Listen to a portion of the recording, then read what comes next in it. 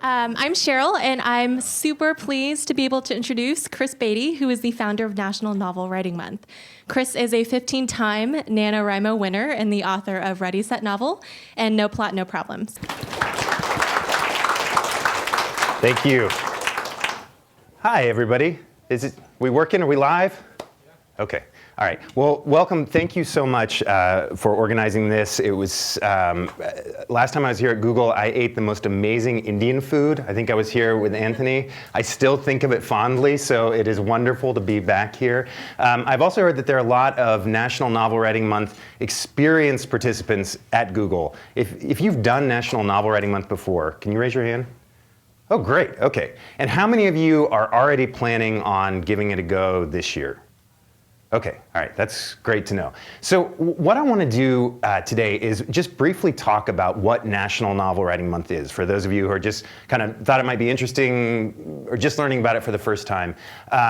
Talk about where it came from, kind of the history of writing a novel in November, and then get into a few of these kind of weird lessons that I have learned about writing from National Novel Writing Month. I think the event breaks a lot of rules and conventional wisdom about the best ways to go about creative projects. And I want to talk about those, and then the main thing I want to do is leave plenty of time for discussion. So those of us that are sailing into this month of literary abandon in November all need tips and advice and strategy. And the great thing about being in a room full of people who've done it before is that we all have these kind of insights and approaches that are great for sharing. So I would love to leave time to have that kind of conversation. So if anybody has any questions, we can talk about those, but really just think about the tips that you would have given yourself, the things that you wish you had known the first time you did National Novel Writing Month, and then maybe we'll share those as a group.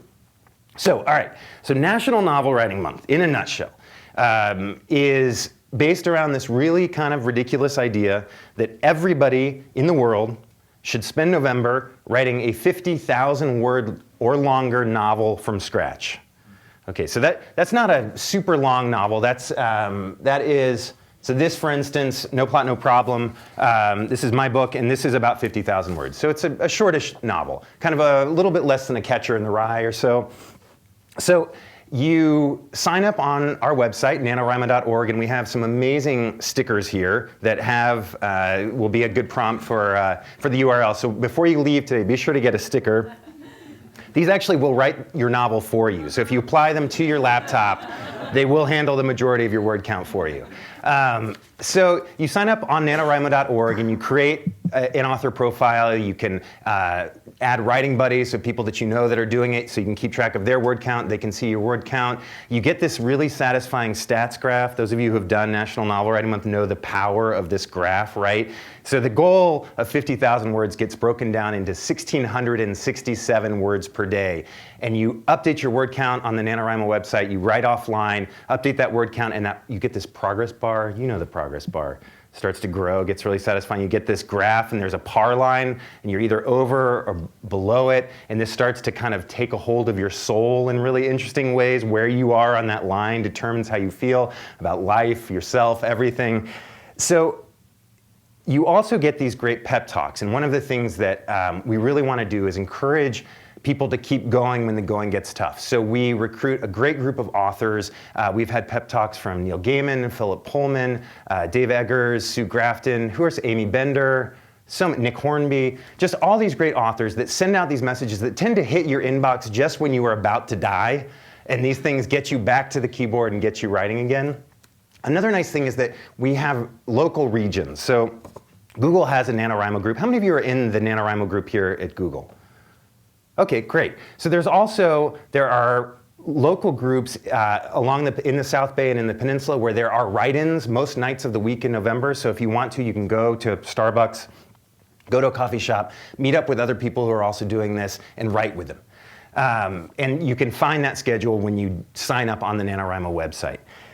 So when the month starts, you just really start writing, and you keep going. And at the end of the month, if you have written 50,000 words or more, you take your website and you paste it into this browser window where it is counted by our word counting robots, right? They're robots. Jezra, we have a representative. Are they cyborgs? They're robots. Robots, sorry. Robots. I always get confused a little. Yeah, no human characteristics whatsoever. So the words are counted and then immediately deleted. So I'm going to repeat that for those of you who are new to National Novel Writing Month. So you spend all of November toiling away on this book. You give up contact with family members, friends, basic personal hygiene, all in the quest of writing this epic novel, which you upload to our website, and it is thrown away without a human being ever looking at it. It gets better. So the prize that you get for winning National Novel Writing Month is this golden PDF of a winner's certificate that you have to download yourself and write your own name on with a pen.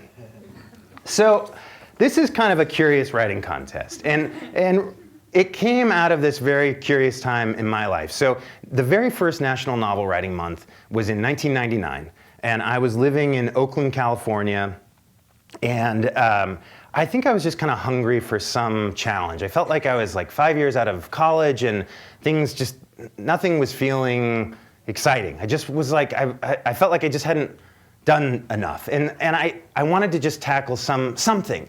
And I had always loved books, always revered authors, and as much as I loved reading them, I really never imagined that I could write one, because I just was like, oh, novels, like those are written by authors, right? An author, it's like has a like a different kind of brain than the rest of us, and but this idea of writing a book in a month had some appeal, where I was like, okay, whatever happens, it will be over in 30 days. And that seemed appealing, right? So I sent out an email to all my friends, and I was like, who wants to write a 50,000 word novel in a month with me? And I was so surprised that 20 of my friends were like, yeah, let's do this. Okay, none of us knew what we were doing, right? This was, the last time I think a lot of us had written fiction was in like 9th grade English class. So we came up with this strategy, and the strategy was that we were going to write together. And again, this is like a decision that was made out of fear and desperation, where we're like, if we're gonna go down, we're gonna go down together. So we started getting together in coffee shops after work. So the week one starts, and we're there, and we're actually, so in 1999, this was not a super common sight. Now it's like laptops are everywhere. But those of you who were bringing laptops into coffee shops in 1999, you were weird, and we were weird. And people would call us the laptop people when we would show up. We would get together in these coffee shops in Berkeley, and we would kind of fill up a booth, and we'd have the backs of our laptops touching, and we would be almost like this like freak show exhibit where people would always come over and just kind of look at us, and then they'd be like, are you guys playing Battleship? Like that was the only reference. Or it was, So we're getting together, we're writing, there's a lot of smack talk, it's fun, and our books go off the rails immediately, right? It is not turning out into the dream of the novel. We kind of lose momentum, we lose focus,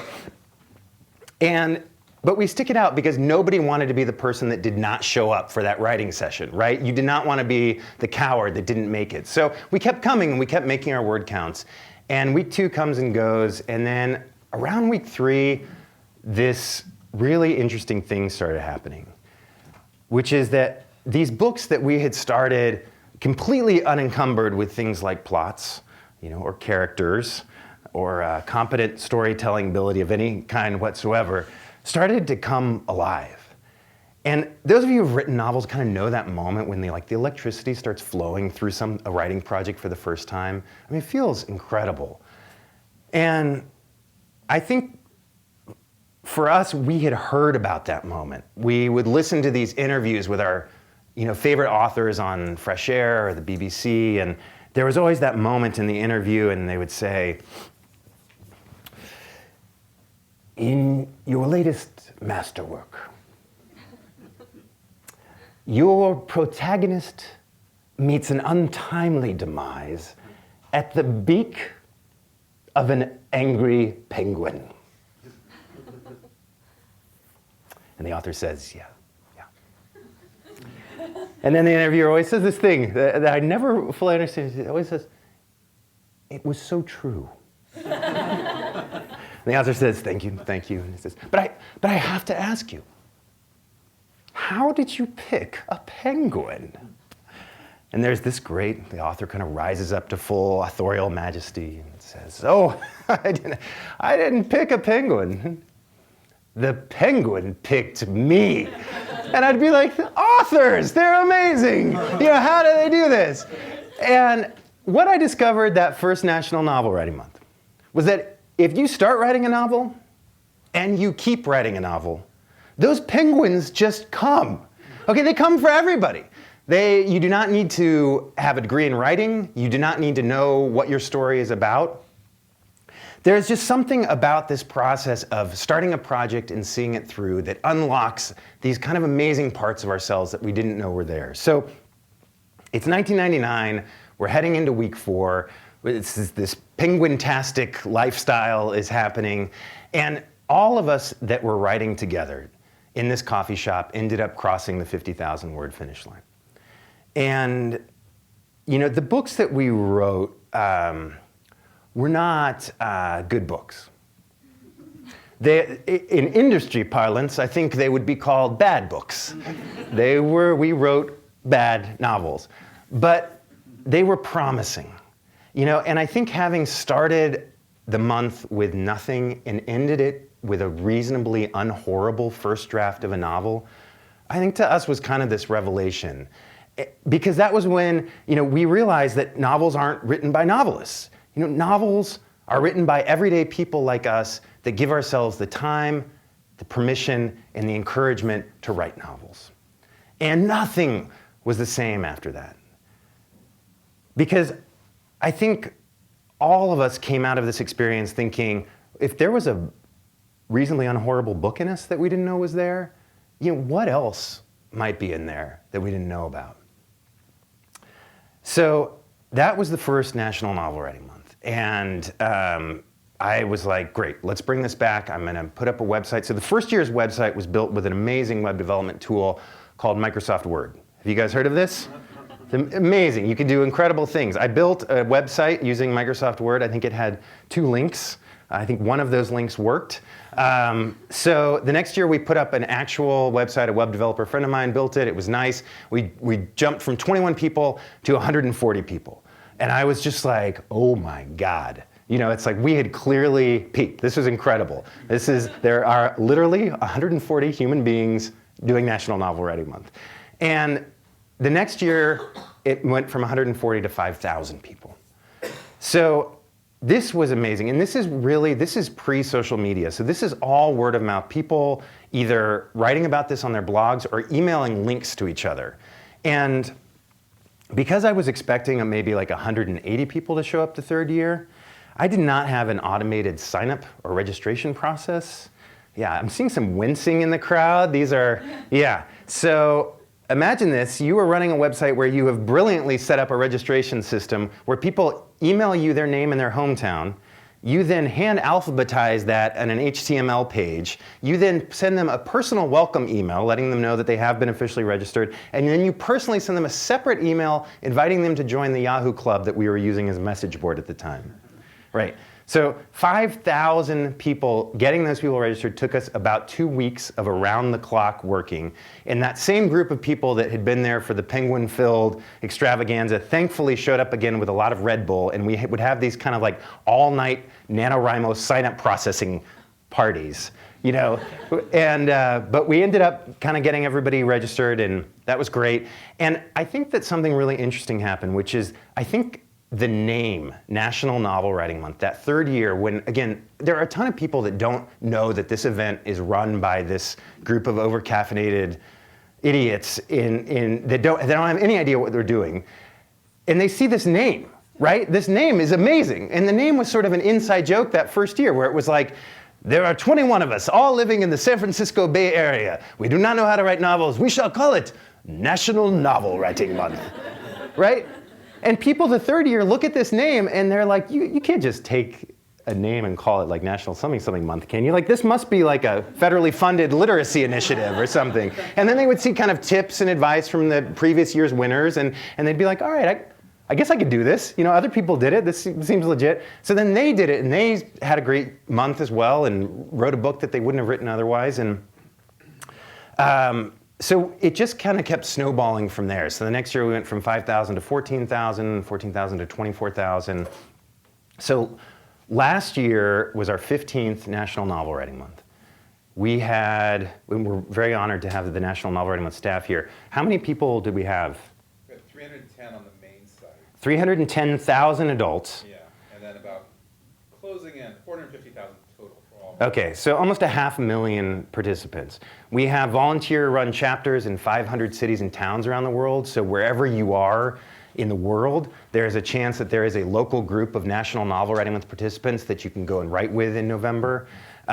We have a Young Writers program. It's a free, complete novel in a month extravaganza for kids. We provide Common Core mapped curriculum, free workbooks. We've got these amazing progress charts that we send out for free to classrooms. So if you are a classroom that is teaching National Novel Writing Month, you get to put this up. The kids put their names. They set their word count goal. We do not make second graders write 50,000 word novels. Okay, they can choose their word count goal. And then the amazing secret about this is that there are stickers and buttons. Those of you who have been around children know that they will do anything for stickers and buttons. So this has been amazing, where we now have kids in all these grades that are sitting down and writing their first books in November. And the great thing about having a kid or a teen write their first book at that age is that it forever changes their relationship to books and writing, right? And nothing about writing is scary again. When you've written your first novel as a 9-year-old, right? Yeah, no essay, no college entrance, none of this is scary. And it's really just this wonderful experience to see that same joy and understanding that hit me that first year start to roll out in waves across these classrooms. So that's been great. Along the way, we've also had some really unexpected literary successes. So people that wrote the first draft of their novel in National Novel Writing Month that have gone on to publish it. So I brought a few of them. I think probably two of the biggest known that we have. The Night Circus by Erin Morgenstern is one. Another recent one is by Hugh Howley. This book, Wool. Sender is another one. And then this is probably the most famous National Novel Writing Month manuscript, is Water for Elephants, which was made into a big Hollywood movie with Reese Witherspoon a couple years ago. And we've had, I think, 10 New York Times bestsellers, something. Yeah. We've also had hundreds of traditionally published manuscripts. Anthony Francis right here is one of our widely published NaNoWriMo writers. How many books do you have out now, Anthony? I have 2 novels published, and I am editing the 3rd one for a release date early next year, and the publisher already has book 4, which is also hopefully going to come out early next year. That's great. All of them are Nano. That's great. So we take credit for all of this. We did this. Yeah. Right. And the kind of amazing thing, too, is just seeing this social aspect of transforming novel writing from this kind of more isolated activity and making it a group thing has really also created these communities that live on throughout the year. So people, from Melbourne to Singapore to Stockholm get together and continue to work and revise their books after this initial big push. And that's been wonderful as well. So I have continued to tackle it every year since 1999. Not every year has been like as crazy and eye-opening. I think the first time you do National Novel Writing Month is a really sweet, exceptional time. And there are, I would say, probably of the 15 first drafts that I've written, I have not looked at half of them again. They are just there on my hard drive. But I have learned something about writing from every single one of them. I would not trade any of them for the world. And this is kind of what I want to talk about now, or some of the things that I have learned that I did not expect to learn about writing and novel writing from National Novel Writing Month. But I want to start just by asking you, those of you who do write, what is getting in the way of you being a more productive writer? Anybody? Not having enough time. Great. Yeah, a lack of time. We're super busy, right? Yeah. Other? Sorry? Kids, yeah. Kids, exactly. Kids, strangely, are not all about giving us the space we need to write our novels. What are some other ones? Yeah. Self-consciousness. What's that? Self-consciousness. Self-righteousness? Self-consciousness, yeah. I was like, I love it. A self-righteous writer is just like, I'm just too self-righteous to write this. No, self-consciousness is a great one. And that's something I struggle with, where you have that sense of like, God, is this really the best I can do? Do I belong here? These are great. What are some other ones? Yeah. You have what? No words. You just sit down and you don't know how to start. Yeah. Not knowing what to say. Yeah. Lack of technical skill. Yeah. Feeling like, okay, these are words, but they're not great words. This is not, the craft of writing is not present in what's going on my computer right now. What are some other ones? Yeah. Not knowing what to write about. Yeah, the ideas, right? What is worth writing about, right? We read these amazing novels and we're just sort of like, oh, they had such a brilliant, beautiful idea. This all kind of, the plots and the subplots come together. Okay, so these are great, and I so relate to all of these, and I'm probably going to touch on all of these in this things that National Novel Writing Month kind of helps with. So the number one thing that I think is really great about NaNoWriMo is that it lowers your expectations for your writing. So because we're into books, because we're into reading, we have read a lot of really wonderful pieces of literature. And when we set out to write our own books, unfortunately, we make the mistake of thinking that our novel should sort of start out in that ballpark. And when our writing strays from that, and for most of us, it strays from that like around like the second word, right? Third word maybe. Sometimes you're on a roll and you get to the end of that first sentence and feel like, oh, that was pretty good. But then you start the second sentence and it's like, ooh, this is not good. And I think that the problem is when we hit that, we feel like there's something wrong. We take this feedback as either the idea isn't good enough or we aren't good enough. And we abandon the project. And this happens hundreds of thousands of times across writers. This is endemic. This outrageously high expectations for what's going to come out is this burden that writers carry with us into every project that we embark on. So in National Novel Writing Month, the great thing is that output is really all that matters. If you write 1,667 words that day, and they are the worst words that have ever been written, that's great. You move on. And I think that what you're doing is giving yourself permission to write this deeply imperfect, beautifully flawed book. And this is such a powerful place to write from.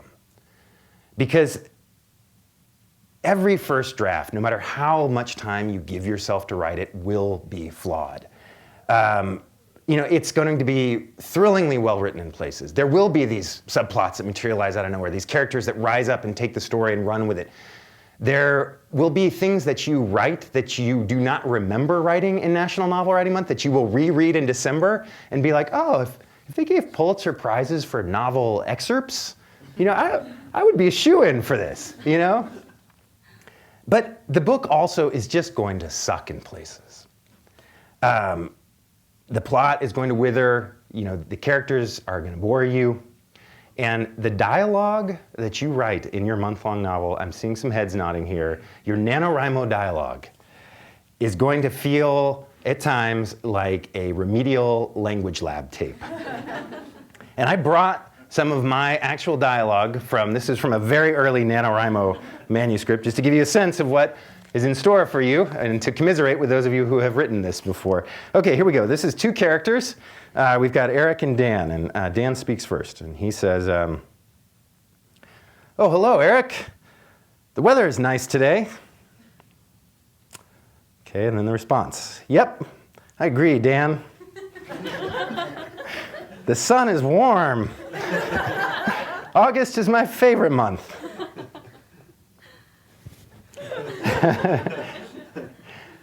Okay, whew. So when you write dialogue like this, and you will write dialogue like this, you really have one of two choices, okay? The first is that you can assume that familiar fetal position underneath your desk, and you can just kind of wait for the crying to stop. Or the second is that you can get up and you can pat yourself on the back for having moved whatever 19 words closer to your day's word count goal. And if you are a Jedi master, which I am, you can make it so Dan did not hear Eric's original greeting, forcing him to repeat it, thus netting you 9 more words. And you can do all of this knowing that the books that inspired you to write, the books that you loved, the books that helped you see the world in a new way, all of them had their version of Eric's and Dan's in the first draft, right? There's a very good reason they do not publish the first draft of a novel alongside the final draft, right? They're just, a novel is just way too complicated to nail on the first go-round. And the really powerful thing to do is embrace this warts and all perspective, get that beginning, get that middle, and get that end down on paper. And at that point, you really know what the book is about. And you can go back in at that point and start working on that sentence level polishing. You can shine that dialogue. Do all of that once you know what the story is, and you will save yourself so much time in the revision process. There's this great saying that you can revise a bad book into a great book, but you can't revise a blank page into anything but a blank page. And I really feel like that one of the things that National Novel Writing Month does is it helps you get over that fear of the blank page and helps you get words down on paper. So that's the first thing. National Novel Writing Month lowers your expectations. It's a good thing. The second is that writing so much, so quickly, in this very strange way, actually ends up improving the quality of your writing. And this makes no sense whatsoever, but it gets into this interesting world of writerly momentum. So there was this writing coach, you might have heard of him, his name was Isaac Newton. Excellent writer. So in 1687, he accidentally wrote this amazing book for writers called The Mathematical Principles of Natural Philosophy. He thought it was about physics. He was wrong. This is actually about novel writing. And he knocks it right out of the park. It's like the bird by bird of its time. It was amazing. He was the writing down your bones. And this is what he said, that first law of motion, summarized here, objects in motion tend to stay in motion. Objects at rest tend to stay at rest, right? And we know that from our own writing experiences that it is very easy to become an object at rest. So I have spent a lot of time looking at successful writers who are able to produce a lot, write great books. And the one thing that I think that they do exceptionally well is harness the power of momentum. And this means that they're not necessarily writing quickly, but they are writing consistently. And the great thing about National Novel Writing Month is that you have no choice but to become this literary object in motion. You have no choice but to become this kind of high velocity, momentum-powered writer. And we had this great pep talk by a YA author named Rainbow Rowell that I wanted to read from. This is her latest book. It's called Fangirl. And this was a National Novel Writing Month manuscript. And so she was writing about her National Novel Writing Month experience, and she says, quote, "Normally I start each writing session by rewriting whatever I wrote in my last session. With my NaNoWriMo project, I picked up wherever I'd left off and kept moving. I never looked back. And what I noticed right away was how easy it was for me to pick up. During NaNoWriMo, I never left the world of the book long enough to lose momentum. I stayed immersed in the story all month long, and that made everything come so much smoother than usual. I got a much quicker grasp on the main characters and their voices, and the plot lines shot forward." I think when you write this novel in 30 days, you don't have time to second guess everything that you're writing. That sense of self-consciousness is not there because there just isn't room for it. And as a result, your writing becomes looser. You give yourself permission and space to try new things with your writing. You experiment. You are building without tearing down. You're following tangents just to see where they lead. And as a result, you end up connecting with these characters in a way that you wouldn't otherwise if you approach writing in the way in the off season I do, which is kind of parachuting in and being like, oh God, this is such a mess. I'm gonna watch one episode of Game of Thrones, and then I'm gonna get right back to it, you know? And then 2 months goes by, and you kind of parachute in again, and you're just like, oh God, this is really bad. And I feel like there is this incredible power that comes from being connected to this story every single day for a month. You are getting things done on a level you never would otherwise. And the writing actually does end up soaring, just because you're in the guts of this thing. And that's why this strange rule that when you write for quantity instead of quality, you end up getting both. So that's the second thing, that I think it actually does help you write better in some ways. And the third one is the simplest, which is that it helps you make time for your writing. So one of the things somebody had said, being busy, work, kids, all this stuff.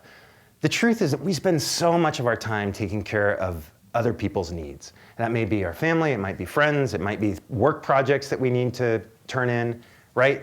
That's what we're dedicated to, and we kind of have to, because either we're responsible to those people and nobody else is going to be able to do that, or we're getting paid to do that thing. We can't just not show up. I think as a result, though, these things like writing or art or music, these things that actually are incredibly sustaining to us as adults, end up forever getting pushed down to the very bottom of our to-do list, where they will remain indefinitely. The nice thing about NaNoWriMo is that for 30 days, we agree, hell or high water, we are going to orient our lives around our art rather than vice versa. And I want to tell you why this is so important. You came to this talk today, you're in this room, you're in the NaNoWriMo Club, you're thinking about doing NaNoWriMo, you're definitely doing NaNoWriMo. Whatever it is, you're doing it because this idea of creativity and writing is interesting or important to you. And our time on this planet is really short. And every year that we are alive, a new book becomes possible, right? We have this new understanding in the world. We're surrounded by this new cast of characters, right? We have all of these inspirations and influences. And every year that we are alive, a book that we might have written and did not write slips away. And the thing that I love about knowing that every year there's this challenge of bashing out this 50,000 word novel in November is that it forces us to capture one of these stories that only we can write. And that does great things for us. I mean, I know in my experience, this idea of being creative and really immersing myself in one of these projects really does, it makes me feel happier. I feel like I have more time rather than less. It makes me see life just in a more interesting, engaged way. And that's great, and that's a success on a personal level. But I think it is also you doing this, you making time to do this, and you prioritizing this is a favor to the world as well. Because whatever project you are thinking about working on, whatever this thing is that you've been mulling, there are people out there that have been waiting their whole lives to read that thing, right? They are waiting for that story. And I think it's just so important to remember, with everything else going on in our lives, that your voice is really important. Your story really does matter. And I wish everybody an amazing and over-caffeinated November getting the first draft of that story written. Thank you guys very much.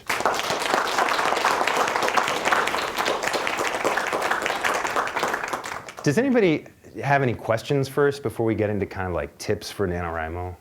The question was, what sparked me to start NaNoWriMo? I mean, I think for me, so I'm an only child, and books were really like my siblings growing up. I read so many books, and there's nothing more magical than a book to me. And so I think when I hit this point in my life, that sort of like quarter-life crisis point where I was like, I have nothing meaningful in my life, I felt like, I think books were a natural go-to where it's like, I want to try that thing. And I think that more than anything else, just that sense of reverence or magic that I felt about books is what inspired me to give it a shot. And how many is this now? Because this is the first year I've heard about it. Yeah, how many times is National, this will be the 15th annual, the 16th National Novel Writing Month, yeah. It's been happening since 1999, yeah. Yeah. Why November? Yeah, so that's a great question. Why November? So we started it in July. That was the first year, which is an amazing month for students and teachers, right? But for everybody else, it tends to be kind of the only time you have to be on vacation. So that was the next year it came around and people were on vacation. And so we kept trying like subsequent months. And August was no good, September, nope, October, and then we settled on November. So it's just pure vacation happenstance. Which nano project have I been most proud of? I would say of them, maybe 3 or 4 I've really just loved and felt like, oh my God, this could be a real book. And I've been working on one now that I started 2 years ago that is the heartwarming tale of two monsters who find a VHS tape and set out to the human world to return it to its owner. So soon to be an Oprah book club selection. And I feel like that's the thing, is like whatever your current project is always the most kind of exciting one. So that's the one I've been working on. Yeah? Why novels? Why not short stories? That's a great question. Okay, why novels? Why not short stories? The nice thing about National Novel Writing Month is, in fact, we do have people writing short stories as well. And you can really, there are people that are sort of drafting on National Novel Writing Month's deadline and energy, working on PhD dissertations. They're working on memoirs. They're working on short stories. And it really is kind of, there's kind of room for everybody that wants to do a writing project underneath that tent. What do traditional novelists have to say about this? So it's been interesting. At first, National Novel Writing Month, like nobody really knew about it, so nobody had an opinion. And then it kind of grew to this thing where more and more people were doing it, and probably around year 6 or 7, there was enough critical mass that people started noticing it was there and making fun of it, which I was honored by, where I was like, oh, this is great. You know, so it's been a real mix, where I think at first there was this concern that we were ruining literature forever,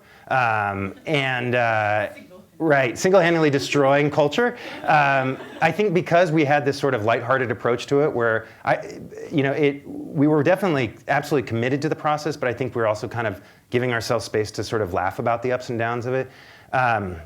But it's been pretty amazing over the years as more and more professional novelists now use National Novel Writing Month. They're under book contract. They need to turn in 50,000 words more than anybody. So we're now having this really great mix of professional writers and first-time amateur writers coming together. But we still do, every couple of years, there's some epic story about how we're like killing kittens, and this is the worst thing that could happen in the world. NaNoWriMo, exactly. Yeah. But I think, it's hard, at a certain point, it's just kind of hard to argue with the fact that this is almost 4 billion words of fiction, and this is a meaningful experience to the people who are doing it. And a lot of people write their NaNoWriMo novels without any intention of publishing them. This is not like step 1 in a global takeover of the New York Times bestseller list. This is really just a personal sense of joy and satisfaction they get, and that's all they want, is to either do it for themselves or maybe do it and share it with some family members. So, yeah. Yeah, so the question is, how do you have that balance where you have this cast of characters, and it's like, how do you sort of tell the story in a compelling way where each of them get some screen time? I mean, that's such a great question, and I feel like, to me, that is almost a question that I think about in revision. So the first revision, like the first draft to me is like this, anything goes, like, there may be just like 2 characters that are hogging the screen time, and the third very important character will show up, have 1 line, and then like mysteriously vanish. It's like be sent off on a very important expedition and then just like left field gone. And I think that for me, the most important thing is like really getting your story down, the full arc of it down, and then seeing kind of what characters are needed and where they are. And it's such that's a huge and interesting question, and one that writers really struggle with on all drafts. But I think in particular that first draft of hitting the balance, it's hard. I would just say read books that you feel like have really nailed that. And I've been really getting into story structure, which is something that I never was into before. There are like story structure nerds out there that break, there's like the hero's journey and the 3-act structure versus the 4-act structure versus the 9-act structure versus the 49 memes of storytelling. But I think just also starting to look a little bit about the way books that you love are structured and how they deploy their characters has always been useful. But it's a great question and a big one. So the question of dialogue, it's, how do you know if it's good or bad? And I would just say, let it be bad. And then you're right. And then again, I would say like, let that be on the page, find your story, get through to the end, and then come back. And you're so right that dialogue in both books and movies is not realistic. If it were realistic, it would bore us to tears because most of what we say is not that interesting, right? So it's this shaped thing where somehow there's a little bit of conflict that's happening in all of these scenes. But I think you can go back through and kind of know what the goal of each scene is once you've written it and kind of hone the dialogue towards that. That's a great question. So the question was, tell more about the Young Writers Program in schools. I want to, though, quickly say, the thing that I would say about good dialogue, reading it out loud helps a ton. So when you're done with it, go back through and read it out loud. You'll find the pace. I'm going to turn this question about the Young Writers Program over to the NaNoWriMo staff. You guys want to weigh in on? Yeah, we have about 100,000 kids and teens sign up for the Young Writers Program website. and we ship free classroom materials to 2,000 classrooms around the world. We're out. Yeah. But anyway, yeah, and so we support, I mean, and there are also like free resources on the website, like you can download a free workbook, there are virtual classrooms on the website for teachers to use, and every teacher, what's great about NaNoWriMo is that we have a staff of 8 and a very small budget, so we can't go into all these 2,000 schools, but we give them the foundation to teach it, and so they take it and they're going to apply it to their classrooms with their own style. And a lot of teachers, what I love is that they'll take September and October to like think about writing a novel and planning a novel and building a community of writers in their classroom. They'll write the novel in November, and then they'll use that for revision. And then later on, we have sponsors who give free copies of self-published books. So it's amazing to me because, NaNoWriMo wasn't around when I was a teenager, so I wouldn't even fathom writing a novel. I didn't do that until my late 20s. And I talked to teens who've written 6 or 7 novels by the time they graduate from high school and published them. So it's a really amazingly successful program. Has NaNoWriMo been replicated anywhere outside the English-speaking world? Yeah, I would say how many languages? Maybe 30 languages. People are writing all over the world in their native languages. So if you go to the Icelandic forum of National Novel Writing Month, it's people posting in Icelandic, and we have chapters in all those places. So you could go to Reykjavik or Moscow and 200 different countries. 200 different countries, yeah. Yeah, so that's the big question. I think National Novel Writing Month is like unrivaled at helping people turn off that inner editor and get that rough draft down, right? And then the question is, so this year we're probably going to have close to 40,000 winners, right? So 40,000 people write 50,000 words or more. And in the past, we just didn't really have this. The staff is a very small staff. We do year-round programming, but we didn't really have much of like. So how do you help people revise that? Because that process will at least take a year, probably, maybe many years. And so this is where I think the National Novel Writing Month staff has done an amazing job in the last couple of years. You want to talk about sort of what happens? How do we help people after November ends, do something with this? Yeah, is this working now? Okay. Yeah, we have this program. It's a nascent program that we've been testing called I Wrote a Novel, Now What? And so we try to keep the spirit of NaNoWriMo, but apply it to revision, which is a little bit different. And so I think of, and it happens in January and February, and you basically, after NaNoWriMo, you sign a pledge that you're going to revise your novel. So that's the key thing, accountability. And we provide resources on our blog. We kind of create conversations in our online forums. We hold tweet chats with agents or published authors. We hold webcasts. So we try to reach people in a variety of different ways. And one thing we're really trying to build on is that, I think what makes NaNoWriMo so special and so strong is the community of writers. We have a fantastic community of writers. And so we want to find ways to keep building on that so that people aren't just there to discuss writing in November, but to create a year-long conversation. So we're building, various tools online to make that happen. Yeah, and it's so important, and that's the thing I would say too, that if you do National Novel Writing Month, that's just like it's an incredible adventure, but it's really the first phase of this much longer adventure of, continuing to revise this book and eventually sharing it with readers, which is just so satisfying. So the question is, 50,000 words, is it a good target?